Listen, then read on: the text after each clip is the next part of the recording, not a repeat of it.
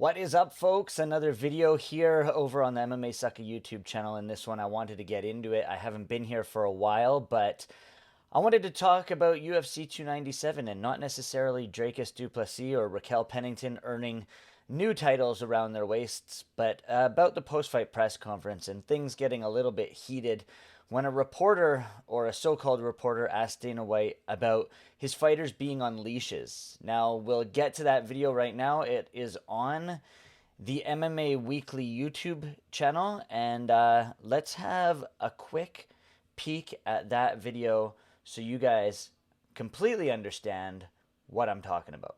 I just want to go back. You were talking about, like, you obviously give a long leash to your fighters about, what they can say when they are up there with the UFC microphone, and you are getting into territory of homophobia, transphobia. Like, is there... I don't give anybody a leash. Well, I'm saying you... A leash? I'm like... Free speech. Gonna control what people say? Gonna tell people what to believe? Gonna tell people... I don't fucking tell any other human being what to say, what to think, and there's no leashes on any of them. What is your question? I was asking that question. I'll move on, though. Yeah, probably a good idea. That's ridiculous to say I give somebody a leash. Free speech, brother. People can say whatever they want, and they can believe whatever they want. And I don't think there's any... We had two gay women who fought in the co-main event. They sat on the stage with Sean Strickland. They could give a shit what Sean Strickland thinks, or what he says, or what his beliefs are, or what his opinions are. You know what I mean? Go ahead. What do you got? Well, Raquel Pennington didn't really like what Sean Strickland had to say.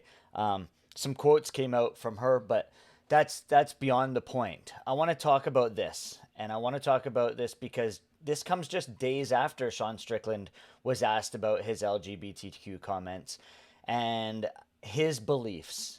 And Dana White is talking about not putting his fighters on a leash. And I completely get that.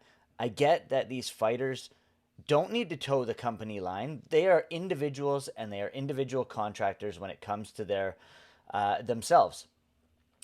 Regardless of them being signed to the UFC, they're still marketing themselves. They're still going to be completely human to what they believe in. And you're allowed to believe in what you believe in. So I want to know what side of the train tracks or what side of the water you guys are on, because it seems like when people start to tell you what to do, that's where the waters get muddied, or, people step on each other's toes, and things get murky, and things start to not look the way they should through the lens of that other perspective. I truly believe that these fighters should be able to speak their minds, whether you like it or not. You may not believe what these fighters say. You may not believe or understand or like what they have to say. But Dana is letting them be them. And they don't work at a corporation where they're in a tall building sitting behind a desk and they're being told what to do. And if they say something wrong, they're going to get fired. Well, sometimes these guys do get fired for saying stupid things. But at the end of the day, we're in a snowflake culture where you cannot say a thing without getting in trouble. And it's tough.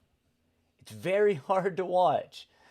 I completely want to know what side of the puzzle you guys are on, because, again, I think these fighters should be allowed to say what they want, whether you like it or not, because that's who they are. And you may not believe it.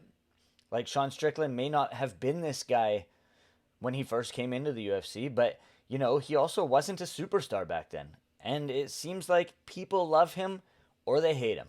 And it doesn't matter, because eyeballs are on him and he's getting views and all this other kind of stuff. And people loved that he was a champion. And it seemed like the Canadian crowd definitely loved him. This reporter and the reporter who asked him a question at Media Day did not seem to love him. But I believe the majority of fans do. So let me know where you're at, and if you believe Dana White does need to put shorter leashes on his fighters, because I personally don't.